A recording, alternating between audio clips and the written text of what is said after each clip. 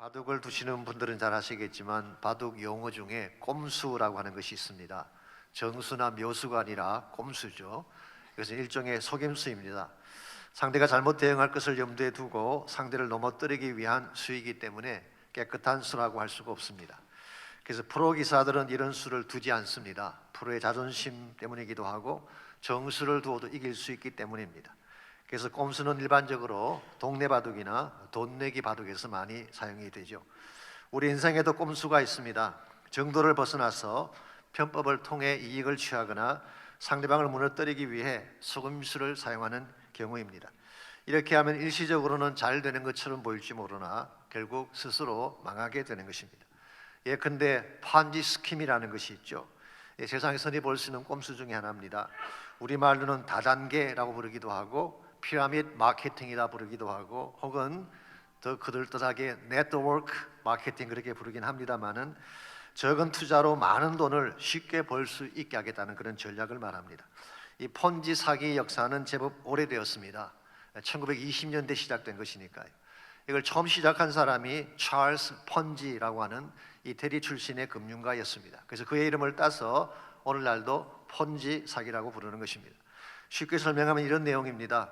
투자가들을 모아서 매달 고액의 수익을 지급합니다. 그런데 그 수익은 사실은 원금에서 떼어주는 것입니다. 그래서 투자가를 계속 물어오게 하죠. 그래서 물어온 그 투자가들의 원금을 가지고 이자를 주면서 돌려막기를 하는 것입니다. 근데 이것이 언제까지 계속될 수가 있겠어요? 그러다가 더 이상 투자가가 모아지지 않으면 남은 원금을 가지고 도망을 가는 것입니다. 그러면 투자한 사람들은 몇 달 이자 받고 좋아했지만 결국 자신이 투자한 거 다 날리고 빈털터리가 되는 것입니다. 가장 최근에 미국에서 폰지 사기를 하다가 감옥 간 사람이 버니 매도프라고 하는 사람입니다. 이 사람이 2008년도에 금융위기가 왔을 때에 이것이 발각이 되면서 150년형을 선고받고 감옥으로 갔습니다.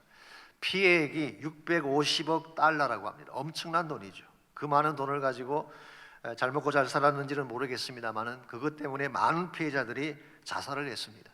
그의 장남도 죄책감을 이기지 못해 자살을 했고 그의 둘째 아들은 암이 악화되어서 일찍 세상을 떠나고 말았고 버니 보니는 2021년도에 감옥에서 세상을 떠나고 말았습니다. 결국 꼼수가 자충수가 되어서 자신도 망하고 다른 사람들도 망하게 한 것입니다. 자, 그렇다면 왜 사람들이 이런 사기에 걸려들까요?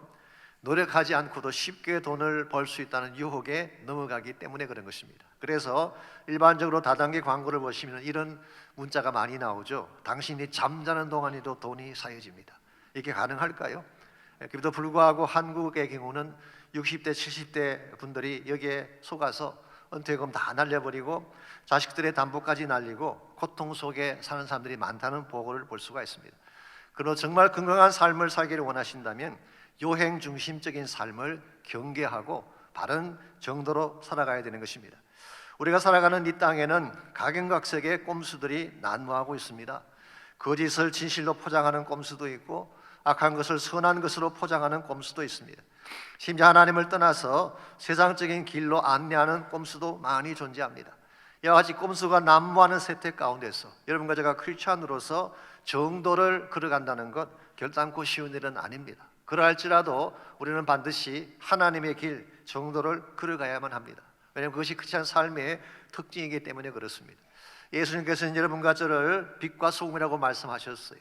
빛과 소금이 만일 정도를 걷지 아니하고 잘못된 길을 따라가게 된다면 어떻게 세상을 변화시킬 수가 있겠습니까? 이런 면에서 아무리 세태가 악해져 가고 이 세상 가운데에 꼼수가 우리를 유혹한다고 할지라도 여러분과 저는 하나님의 길, 바른 길을 따라 살아가야 하는 것입니다. 어떻게 할 때에 악한 세대 가운데서 세상 유혹에 빠지지 않고 바른 길을 향하여 정도를 향하여 살아갈 수 있을지 오늘 같이 봉독한 본문을 중심으로 이것을 함께 정리해 보려고 합니다. 오늘 같이 봉독한 본문에 보시면 다윗을 제거하기 위한 사울의 아주 비열한 모략들이 기록이 되어 있습니다. 제가 모략이라고 했지만 사실은 dirty trick, 이 트릭을 우리가 영어로 한국말로 꼼수라고 하는 것입니다. 먼저 17절 말씀 보겠습니다. 사울이 다윗에게 이르되 내 맏딸 메랍을 내게 아내로 주리니 오직 너는 나를 위하여 용기를 내어 여호와의 싸움을 싸우라 하니 이는 그가 생각하기를 내 손을 그에게 대지 않고 블레셋 사람들의 손을 그에게 대게 하리라 합니다. 이게 보면은 사울의 그 인격이 성품이 잘 나타나 있죠. 첫째로 자기 딸을 미끼로 다윗을 치고자 합니다. 자식을 자기 뜻을 이루는 수단으로 사용한 것 자체가 과히 좋아 보이진 않습니다. 두 번째로 오직 너는 나를 위하여 싸우라 그렇게 주문하고 있죠. 여호와의 전쟁을 하는데 하나님께 영광을 돌리라 그렇게 말을 해야지 자기 자신을 위해 싸우라고 주문할 수가 있습니까? 여기 보게 되면 사울은 다분히 자기 중심적인, 하나님은 안중에 없고 자기 중심적인 삶을 사는 자인 것을 확인할 수가 있습니다. 세 번째로 이 모든 일을 하는 감추어진 이유가 있습니다. 히든 어젠다가 있어요. 그게 뭘까요? 자기 손에 피를 묻히지 아니하고 다윗을 죽이기 위함이라고 했습니다. 즉 자신은 의로움을 가장하면서 동시에 다윗은 제거하고자 하는 히든 어젠다가 있었던 것이죠. 이와 같은 것을 우리는 꼼수라고 부르는 것입니다. 겉모양은 그럴듯해 보이는데 실상 그 밑에는 속임수가 들어있었던 것입니다. 더구나 기가 막힌 것은 19절입니다. 19절을 보시면 사울의 딸 메랍을 다윗에게 줄 시기에 모흘라 사람 아드리엘에게 아내로 주었더라. 다윗에게 줄 시기에 이 말의 뜻은 이런 것입니다. 다윗이 이제 사울의 말을 듣고 정말 전쟁에 나가서 열심히 싸우면서 결혼할 날짜를 준비하고 있었던 것 같습니다. 그런데 막상 결혼할 때가 딱 되자 사울은 자기 딸을 다른 사람에게 시집을 보내고 맙니다. 이게 어떻게 가능합니까? 윤리적으로도 이해할 수가 없고 비상식적인 조치가 아닐 수 없습니다. 딸의 인격은 전혀 고려하지 않고 물건 다루듯이 딸을 다른 사람에게 시집 보낸 것입니다.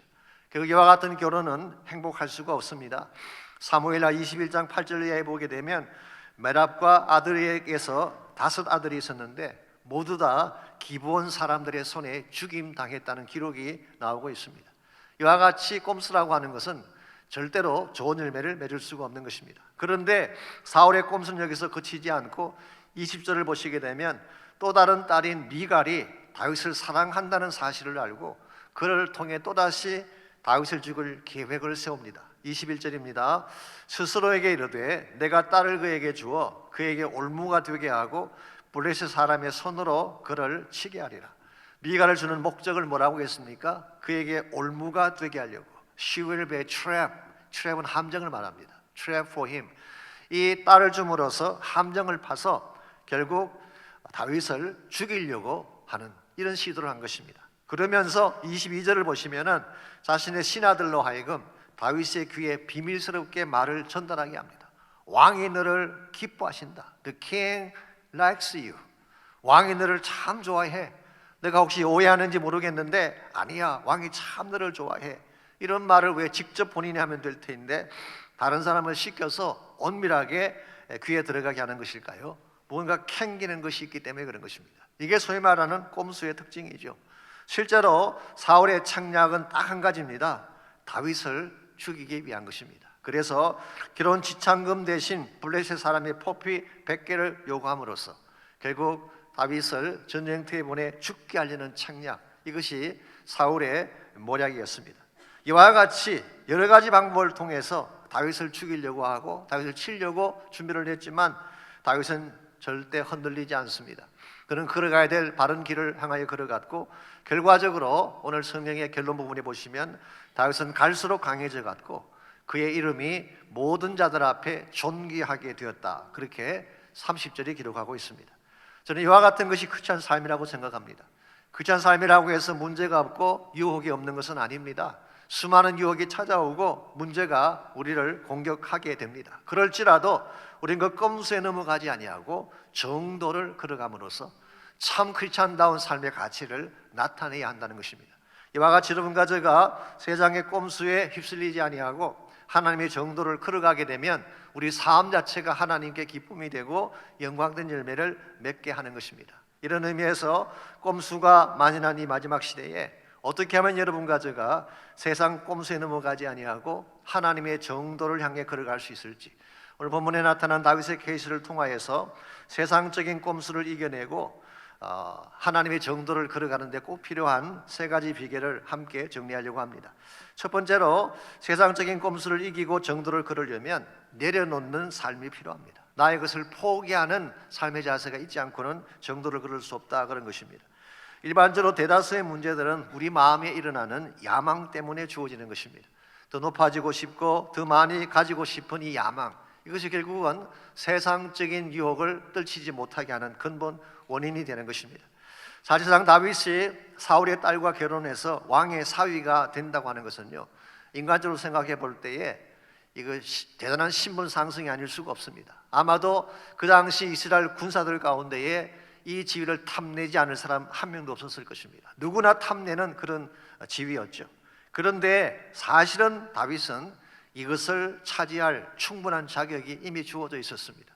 기억하실지 모르지만 사무엘상 17장에 보게 되면 골리앗이 이스라엘 침공에 왔을 때에 사울이 모든 군사들을 대상으로 이런 약속을 했습니다. 누구든지 골리앗을 죽이는 자에게는 많은 재물로 부하게 하고, 두 번째로 자신의 딸을 주고, 세 번째로 세금을 면하게 해주겠다라고 약속을 했습니다. 자, 그랬는데 다윗이 골리앗을 죽였잖아요. 그랬다면 아무 조건 없이 딸을 주어야 하는 것입니다. 그럼에도 불구하고 사울이 처음에 메랍을 주겠다고 했을 때에 18절 보시면은 다윗은 이런 반응을 보이고 있습니다. 18절입니다. 다윗이 사울에게 이르되 내가 누구며 이스라엘 중에 내 친속이나 내 아버지의 집이 무엇이기에 내가 왕의 사위가 될 수 있습니까? 다윗은 자신의 권리를 클레임하고 있지 않습니다. 오히려 가당치 않은 배려를 하고 자신은 그럴 자격이 없다고, I do not deserve it, 나는 이것을 받을 자격이 되지 않는다고 황송한 마음을 가지고 사용하는 모습 볼 수가 있습니다. 이걸 보게 되면 애초부터 다윗은 골리앗을 치러 나갈 때부터 근본 동기가 자신이 부자가 되고 왕의 사위가 되는 것이 아니었던 것을 확인할 수가 있죠. 다윗은 오직 한 가지, 여호와 이름 때문에 자기 생명을 걸고 전쟁터로 나간 것입니다. 이와 같은 것을 우리는 바른 자세라고 합니다. 다윗은 이와 같이 자신의 야망을 내려놓는 자세가 있었기 때문에 세상적인 욕심을 따라가지 아니하고 진정한 가치를 향해 사는 것이 가능했던 것입니다. 우리 마음속에 야망이 자리 잡고 있으면, 나의 어젠다가 꽉 차 있으면 하나님의 길이 보이지 않습니다. 내 생각만 계속 나오게 되는 것입니다. 그런데 나의 야망을 비워내면 하나님의 길이 보이기 시작하고 바른 선택을 할 수 있게 되는 것입니다. 사실 사탄은 계속 우리 마음속에 하나님의 길이 아니라 세상 길을 가라고 유혹하고 있습니다. 꼼수에 대한 말씀을 드리고 있는데요, 꼼수의 대가 중의 대가가 악한 마귀 사탄입니다. 그는 전문가예요. 사람들을 미혹해서 악한 길로 인도하는. 그래서 복음서에 보시게 되면 예수님께서 공생애를 시작하실 때에 맨 먼저 당한 것이 사탄의 시험이었어요. 그때 마귀가 사용한 시험, 이게 바로 꼼수인데요, 세 가지를 시험했죠. 그런데 이 세 가지가 전부 한결같이 야망을 건드리는 그런 시험이었어요. 첫 번째 시험이 돌로 떡을 만들라는 것인데, 그 당시 떡을 만드는 사람은 왕이 됩니다. 그러므로 돌을 가지고 떡을 만들기만 하면 바로 왕이 될 수 있는 것입니다. 두 번째로 성전 꼭대기에서 뛰어내리면 하나님의 천사가 발을 받아줄 것이다. 세 번째로 나에게 한 번만 절을 하면 천하 만국의 영광을 다 누리게 해주겠다. 인간이라면 누구나 솔깃해 할 수 있는 유혹을 던진 것입니다. 만일 이와 같은 야망을 건드리는 이 유혹에 솔깃해서 넘어가게 되면 하나님의 뜻은 이룰 수가 없게 되는 것입니다. 그래서 한국의 어떤 목사님 한 분은 오늘날 한국 교회가 어쩌면 이 세 가지 시험 중에 두 번째 시험에 빠진 것 같다, 그런 말씀하신 걸 들은 적이 있습니다. 두 번째 시험이 성전 꼭대기에서 뛰어내리는 거잖아요. 자, 만일의 경우에 예수님이 마귀의 그 말을 듣고 성전 꼭대기에서 뛰어내렸으면 어떤 일이 벌어졌을까요? 자, 하나님의 천사를 동원하셔서 발을 받아주셨을까요? 안 받아주셨을까요? 네, 받아주셨을 가능성이 많습니다. 귀한 아들 세상에 보냈는데 그냥 객사에서 돌아가시도록 버려둘 수 없잖아요. 틀림없이 천사를 동원해서 그 발을 받아주셨을 것입니다. 그러면은 예루살렘에 사는 모든 주민들이 이 광경을 볼 거예요. 볼 때 뭐라고 생각하겠습니까? 아, 저 사람이 목수의 아들인 줄 알았더니 그게 아니구나, 정말 메시아가 맞구나, 하나님의 아들이 맞구나, 그렇게 말하지 않겠습니까? 자, 여기까지 생각을 하면 사탄이 망하는 장사처럼 보입니다. 근데 여기야 사탄의 아주 교묘한 꼼수가 숨겨져 있는 것입니다. 자, 예수님께서 이 땅에 오신 목적이 뭔가요? 메시아가 되고 왕이 되어서 영광 받으러 오신 것입니까? 아닙니다. 물론 궁극적으로는 예수님이 왕이 되십니다. 그러나 주님이 초림으로 이 땅에 오신 근본적인 목적은 왕이 되려고 오신 게 아니에요. 십자가에 달려 죽으러 오신 것입니다. 십자가를 지고 죽어야만 온 인류의 구원이 열리게 되고 그래야만 하나님 나라의 비전이 이룰 수 있기 때문에. 그런데 만일 십자가를 스킵하고 메시아나 왕이 되고 만다면 하나님의 구원 계획은 이루어질 수가 없는 것입니다. 이런 면에서 예수님은 참 위대한 분입니다. 오늘 한국교회가 혹시라도 십자가는 스킵하고 예수 믿은 후에 우리가 누릴 영광만 추구하려고 한다면은 maybe 두 번째 시험에 걸렸다고 말할 수 있을 것입니다. 왕으로 군림하려고 하고 CEO가 되어서 화려한 영광만 추구하려고 한다면은 한국교회는 하나님 보실 때에 정도를 끊는다고 말할 수 없을 것입니다. 이런 면에서 개인이든 교회이든 정말 하나님의 정도를 향해 가려면은 내 안에 있는 야망을 먼저 내려놓아야 돼요. 나의 권리도 내려놓고 나의 꿈도 내려놓고 나의 계획도 내려놓고 그리고 하나님의 꿈과 뜻을 보고 바른 길을 선택할 때에 우리 삶이 하나님의 영광이 되는 것입니다. 두 번째로 세상적인 꼼수를 이겨내려면 넘어서는 삶을 살아야 됩니다. 세상적인 기준을 초월하는 삶을 살아야 된다, 그런 뜻입니다. 우리가 꼼수를 이기려면 최소한 꼼수보다는 더 높은 차원의 삶을 살아야 되지 않겠습니까? 이것을 존 오트버그 목사님이라고 우리 맨로 파크 장로교회 담임 목사님인데요, 그거는 평범 이상의 삶이다, 그렇게 규정을 했어요. 세상에 요구하는 것보다 더 높은 차원의 삶을 추구할 때에 우리가 선한 영향력을 세상에 끼칠 수 있다, 그런 말씀하셨어요. 23절 말씀 보십시오. 사울의 신하들이 다윗의 귀에 왕의 사위가 되라고 했을 때에 다윗의 반응은 이렇습니다. 나는 가난하고 천한 사람이다. 물론 이것은 다윗의 겸손을 의미한다고 말할 수도 있겠지만 프랙티컬리는 아마 이런 뜻일 가능성이 많습니다. 요즘은 그렇지 않습니다만 고대 사회에서는 결혼하려면 결혼 지참금을 지불을 해야 됩니다. 이제 왕의 사위가 되려면 얼마나 많은 지참금을 준비해야 되겠어요. 그러므로 나는 가난하고 비천하다, 이제 그렇게 대답을 한 것입니다. 그때에 사울이 신하들을 시켜서 뭐라고 말을 했습니까? 다른 거 아무것도 필요 없다. 블레셋 사람의 포피 100개만 가져오라. 이 포피라고 하는 것은 사람을 죽인 후에 잘라낸 foreskin, 이 피부의 그 피부를 말하는 것입니다. 여러분, 이 썩은 피부 100개 가지고 뭐 하겠어요? 결국 사울의 본심은 다윗을 죽이겠다는 것입니다. 이걸 다윗이 모를 리가 없습니다. 뻔히 다 아는 것이지만 다윗은 그의 부하들을 데리고 블레셋 진영으로 들어가서 포피 100개를 가져오라 그랬는데 아예 200개를 가지고 왔어요. More than required. 요구되는 것보다 배를 가지고 왔어요. 그것도 결혼 날이 차기도 전에 earlier than due date. 이 날이 차기도 전에 먼저, 이게 소위 말하는 요구한 것보다 더 빨리 더 많이 해준 것입니다.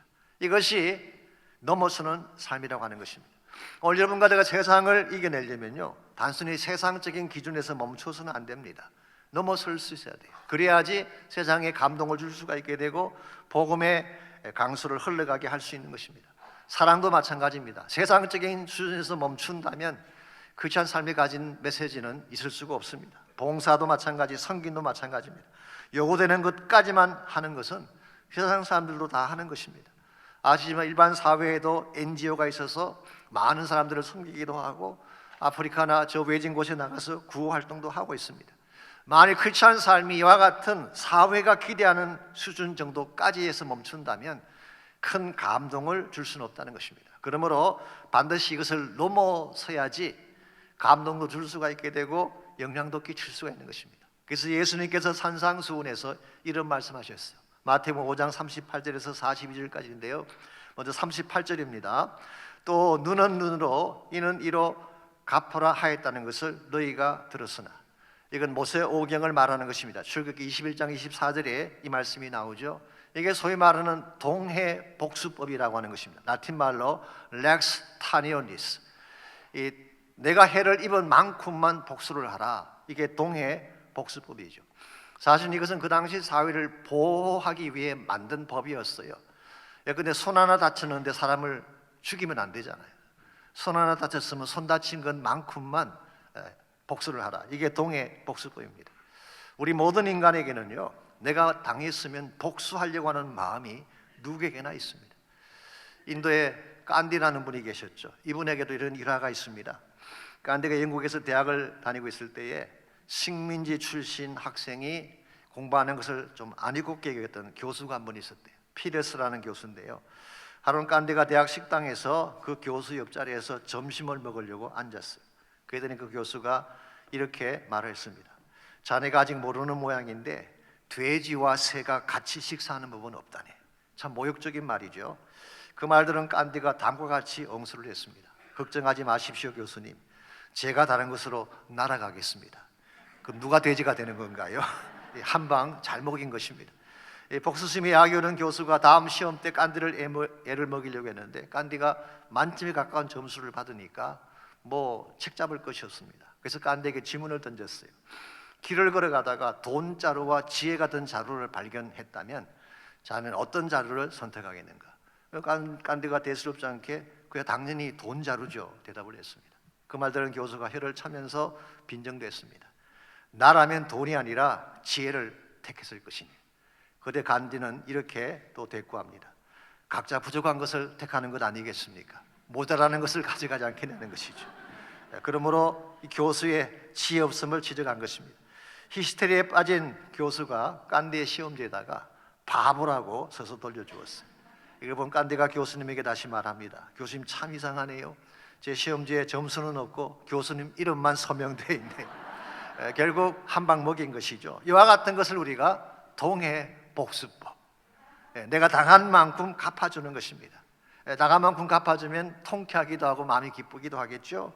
그런데 예수님은 이걸 넘어서라는 거예요.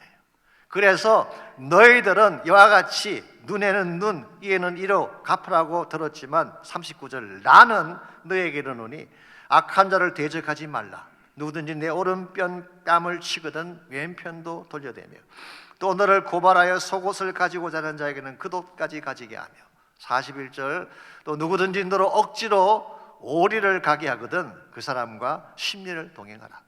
이 말은 그 당시 로마 사람들이 이 식민지에 있는 민간인들을 동원해서 강제 징발을 해서 군수 물자를 운반하는 그런 일을 시켰다고 합니다. 그때 주로 갔던 거리가 원마일이에요. 원마일.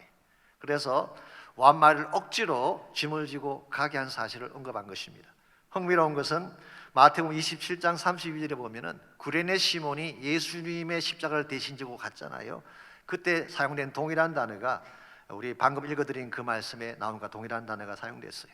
즉 세상 사람들이 강제로 무엇을 강요할 때, 원마일을 강요할 때에 그 다음 마일까지 더 가주라. 그래서 이것을 우리가 흔히 second mile principle이라고 부르는 것입니다. 원마일을 요구하면 second mile도 가주라는 거예요. 이게 세상이 요구하는 요구보다 한 걸음 더 나아가라, 그런 교훈을 주신 것입니다. 오늘 본문에서 다윗은 이 사실을 너무나 잘 알고 있었던 것 같습니다. 그래서 사울을 넘어서는 삶을 추구하고자 한 것입니다. 사울이 꼼수를 폈다면 다윗은 정수를 펴니다. 사울이 비밀스럽게 말했다면 다윗은 공개적으로 말을 합니다. 사울이 악과 교만을 품었다면 다윗은 선과 겸손을 품는 것입니다. 여러분들, 악은 악으로 맞서서는 절대로 악을 이길 수가 없습니다. 악을 악으로 맞서려고 하면 악보다 더 악한 자가 되어야만 가능한 것입니다. 그러므로 우리 그리스도인들은 악을 악으로 이기는 것이 아니라 선으로 악을 이겨야 됩니다. 그래서 사도 바울 선생께서도 악에게 치지 말고 선으로 악을 이기라 말씀하셨습니다. 오늘 여러분과 제가 선을 가지고 악을 이겨가려면 우리의 능력만으로는 되지 않습니다. 성령으로 무장을 해야 돼요. 예수 그리스도로 옷을 입어야 하는 것입니다. 그래서 아무리 세상에 나에게 악한 대접을 할지라도 나는 다윗과 같이 선으로 악을 이겨낼 수 있는, 이게 사실 크리스찬 삶의 본질이라고 할 수 있는 것입니다. 이러면서 우리는 아침마다 선택을 해야 됩니다. 다윗의 길을 갈 것이냐, 사울의 길을 갈 것이냐, 사울처럼 꼼수로 살 것이냐, 다윗처럼 선으로 악을 이기는 정도를 갈 것인가. 여러분과 저의 선택을 바르게 해야지 여러분의 삶이 건강해지게 되고 맺게 되는 열매가 아름답게 되는 것입니다. 이와 같이 우리가 악한 자들의 꼼수에도 불구하고 정도를 향해 가려면 첫째는 내 안에 있는 나의 야망을 내려놓아야 돼요. 나를 내려놓지 않으면 하나님의 길이 보이지 않습니다. 두 번째는 세상을 넘어서야 돼요. 세상만큼 사는 것이 아니라 세상을 넘어서는 삶을 살아야지 복음이 이 땅을 향해 흘러갈 수가 있습니다. 마지막으로 세상적인 꼼수를 이겨내려면 하나님이 함께하는 삶을 살아야 됩니다. 함께하는 삶. 여러분, 다윗이 아무리 유능하고 좋은 성품을 가진 자라고 할지라도 자신의 능력만으로 승승장구할 수는 없습니다. 다윗도 인간이기 때문에 그렇습니다. 그러나 하나님께서 다윗과 함께 간다면 스토리는 달라지는 것이죠. 그래서 28절입니다. 28절은 다윗이 승승장구했던 근본 원인을 다음과 같이 소개하고 있습니다. 여호와께서 다윗과 함께 계심을 사울이 보고 알았고 그랬어요. 즉 다윗이 앞에서 행한 모든 일들이 결국은 무엇을 증명하게 된 것이라는 것입니까? 하나님이 다윗과 함께 하신다는 사실을 프루브했다는 거예요. 사울이 그것을 알고 더욱 다윗을 두려워하게 된 것입니다. 세상에 아무리 꼼수와 미혹의 도구를 가지고 우리를 공격을 해도 하나님과 함께 간다면 절대로 우리 인생은 넘어질 수가 없고 무너질 수가 없습니다. 하나님이 우리의 백이 되시고 우리를 밀어주시는 분이기 때문에. 그래서 실제로 30절 말씀 보십시오. 하나님이 동행하면서 다윗의 삶을 밀어주었을 때 다윗의 인생이 어떻게 되었는지가 30절에 결론처럼 나와 있습니다. 블레셋 사람들의 방백들이 싸우러 나오면 그들이 나올 때마다 다윗이 사울의 모든 신하보다 더 지혜롭게 행하며 이에 그의 이름이 심히 귀하게 되리라. 다윗이 전쟁터에 나가서 싸우면 싸울수록 죽기는커녕 오히려 승승장구한 것입니다. 더 많은 전쟁을 하면 더 많은 전과가 세워지게 되고 결과적으로 그의 이름이 온 이스라엘 가운데서 심히 귀하게 됩니다. His name was highly esteemed. 존경받는 이름, 존귀한 이름으로 그 이름이 부상하게 된 것을 말하는 것입니다. 그러므로 여러분들 세상의 공격 두려워하지 마십시오. 아니 세상의 꼼수를 부러워하지 마시기 바랍니다. 꼼수를 써서 출세하고 꼼수로 성공해도 그것 때문에 절대로 부러워해서 안 됩니다. 꼼수는 아무리 미화시켜도 꼼수이기 때문에 일시적으로 잘 되는 것처럼 보이지만 결국은 자충수가 되어서 무너질 수밖에 없는 것입니다.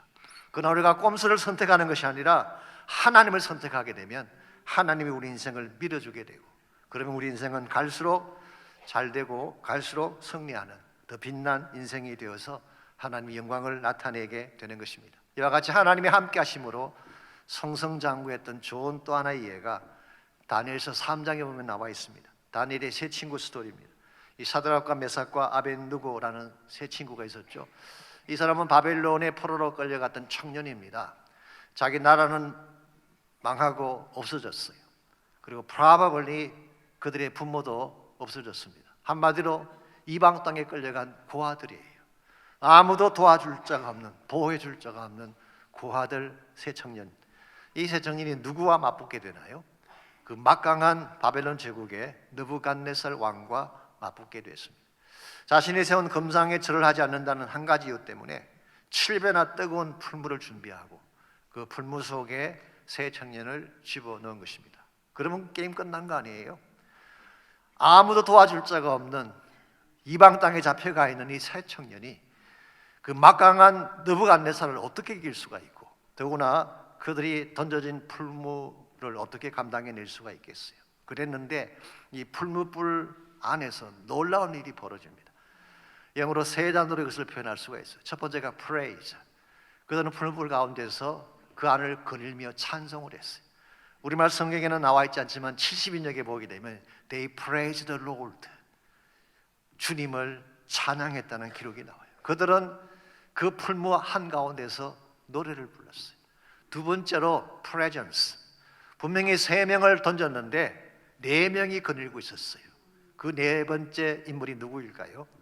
물론 천사라고 표현하긴 했지만 probably 성육신하시기 이전에 예수님일 가능성이 많습니다. 그들이 풀무 가운데 던져져 고통을 당할 때에 주님도 함께 거닐고 계셨어요. 그럼 여러분들 기억하십시오. 풀무 속에 던져졌을 때 절대 여러분이 혼자가 아니라는 사실, 주님이 그 곁에 같이 계신 것입니다. 세 번째 P자가 파워입니다. 그래서 praise, presence and power. 어떤 파워를 보여준 것일까요? 7배나 뜨거운 풀무에 던져지면요 뼈도 남지 않고 다 타 죽어야 되는데 머리털 하나 상하지 않고 깨끗하게 살아나온 것입니다. 이건 하나님이 아니면 할 수 없는 기적이죠. 이 기적을 바라보았던 느부갓네살이 어떤 반응을 보였나요? 사드락과 메삭과 아벤느고의 하나님을 찬송할지니라. 이게 이방 왕 느부갓네살의 입에서 터져나온 찬양이었어요. 여기서 끝나지 아니하고 사드락과 메삭과 아벳느고를 바벨론 지방에서 더욱 높이니라.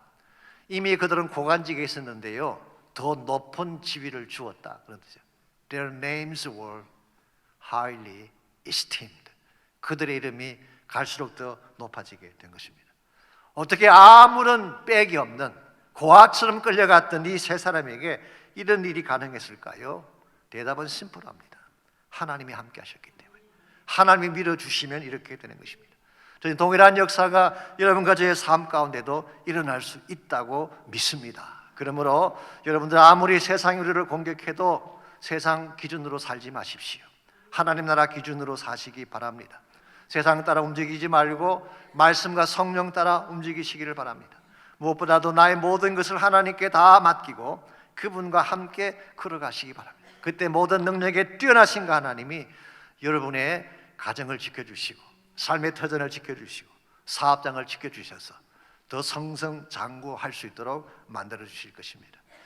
미국의 대표적인 패스트푸드 체인 중에 칙필에이라고 하는 유명한 식당 체인이 있습니다. 사진에서 보시는 저 칙필에이입니다. 아틀란타에 본부를 두고 있는데요, 미국 전역에 2,800개가 넘는 식당을 가진 엄청난 레스토랑 체인입니다. 이 창업자가 추리엣 캐시라는 분인데요, 이분은 독실한 우리 서돈 바프티스트 남침례교 교인입니다. 그래서 이 식당은 무조건 주일날 문을 닫습니다. 주일 매상이 연간 한국 돈으로 1조억이 넘는다고 하는 1조 원이 넘는다고 하는데요, 그 엄청난 돈보다도 신앙이 더 중요하고 하나님이 더 중요하다고 해서 모든 가게는 문을 닫습니다. 지금은 그 아들 댄 캐시가 회장을 맡고 있는데요, 이분은 주일이 되면 아틀란타에 있는 그 패션 시티 철치라고 유명한 남침례교 우리 교회가 있습니다. 그 교회 가셔서 예배 안내도 하시고, 아마 예배 요원인지 말이죠, 또 트럼펫 연주도 하시고 아마 찬양팀이었던 것 같습니다. 또 주일학교에서 아이들도 가르치는 선데이스쿨 티처로 사역을 하고 있는 사람. 몇 년 전에 한국의 여의도 순복음교회에서 예배를 드렸는데요, 여의도에 가면은 그 켄싱턴 호텔이라는 호텔이 있습니다. 그 호텔에서 기자들을 만나서 인터뷰를 했는데요, 시작하자마자 그는 양복 안주머니에서 작은 성경책을 끄집어냈어요. 사진에서 보시는 것처럼. 그리고 이렇게 말을 했습니다. 이 낡은 성경은 저에게 신앙의 거울과 같습니다. 성경에는 어떤 경제 교과서보다 더 많은 지혜가 담겨져 있습니다. 이것이 저의 필독서입니다. 그래서 말씀대로 살고 진리대로 살고 정도로 살기를 원했던 그런 분인데요, 그랬는데 2011년도에 엄청난 시련에 부딪히게 됩니다. 이유는 딱 한 가지 때문이에요. 동성애를 반대하는 입장을 표명했다가 엄청난 소유에 말려들게 됩니다. 업소마다 유리창이 다 깨어지고 테러가 일어나고 SNS에서 불매운동이 일어나는 엄청난 소유가 일어나게 됐습니다. 심지어 민주당에서는 낸시 펠로시가 CFA Hate Act라고 하는, CFA가 무슨 약자인지 아시죠? Chick-fil-A Hate Act라고 하는 법안을 상정했다고 하는 이야기까지 있어요. 그래서 치크필레이에서 식사한 것을 SNS에 올리게 되면 가중 처벌을 받는다고 하는 이 말도 안 되는 법안이 사회적으로, 정치적으로, 문화적으로 무차별 공격을 받았음에도 불구하고 한 가지 특이한 일이 있습니다. 오히려 그 다음 해에 매출이 12%가 늘어났어요. 매장도 더 확장되어 가는 기현상이 일어났습니다. 그 당시 2,000개 불과했던 매장이 지금 2,800여 개로 늘어났고 매출도 연간 90억 달러가 넘는 엄청난 역사가 일어났습니다. 이유가 무엇일까요? 하나님이 밀어주셨기 때문이에요. 아무리 세상이 우리를 공격하고 악한 자들이 꼼수를 가지고 우리 앞을 가로막으려고 해도 하나님이 밀어주는 인생은 절대로 무너뜨릴 수가 없습니다. 그러므로 여러분에게 진짜 중요한 것은 여러분의 삶이 하나님을 중심으로 정렬되었는가라고 하는 것입니다. 나의 모든 것이 하나님을 향하여 얼라인 되어지면, 정렬되어지게 되면 하나님이 우리 인생을 밀어주시고 우리 삶의 모든 면에 개입하셔서 우리 삶이 성성장구할 수 있도록 우리 삶을 축복해 주신 것입니다. 그때 비로소 우리는 선으로 악을 이기게 되는 거예요. 그러므로 사랑하는 성도 여러분, 꼼수에 넘어가지 마십시오. 사탄의 꼼수를 두려워하지도 마십시오. 우리 말씀과 성령을 붙들고 주님의 길을 향하여 나아가셔서 하나님의 영광된 삶을 사시기를 주의 이름으로 축원합니다. 우리 인생 가운데도 문제가 없는 것은 아닙니다. 우리 앞을 가로막는 태산도 있고 우리가 건너가기 힘든 험곡을 만날 때가 있습니다. 그러나 주께서 우리와 함께 하시면 우린 다 이겨낼 수가 있습니다. 우리 인생에도 캄캄한 밤이 찾아올 때가 있습니다. 그러나 염려할 것 없습니다. 주님이 나의 길이 되시면, 주님이 나의 밝은 빛을 비춰주시면 우리는 어둠 가운데도 어둠을 뚫고 승리하며 살아갈 수 있는 것입니다. 그러므로 무슨 문제를 당할지라도 주님과 함께 찬양하며 달려가시기 바랍니다. 할렐루야를 힘차게 부르며 주의 영광 위에 달려갈 때에 절대로 세상이 우리를 이길 수 없어요. 하나님 우리와 함께 하시기 때문에 선으로 악을 이기고 하나님 복음을 전파하고 주의 나라를 세워갈 수가 있습니다.